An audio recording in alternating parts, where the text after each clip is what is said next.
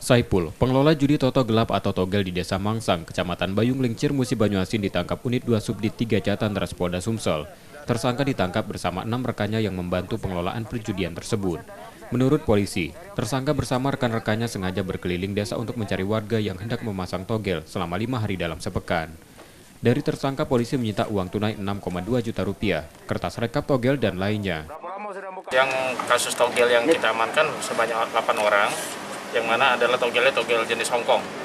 Mungkin rekan-rekan sudah lihat jumlah BB-nya 6.200.000, berikut dengan HP yang digunakan oleh para perekap nomor togel Hongkong, dan juga ini ada pulpennya secara manual. Untuk omsetnya diperkirakan 8-10 per harinya. Juta. Mana bang mereka bang? Dia ambil sendiri. Bang, judi ini sudah beroperasi berapa lama? Judi ini beroperasi sekitar 2019. Para tersangka kini ditahan di tahanan Polda Sumsel dan terancam hukuman 5 tahun penjara. Reski Oktora, Muklas Diferensial, Kompas TV, Palembang, Sumatera Selatan.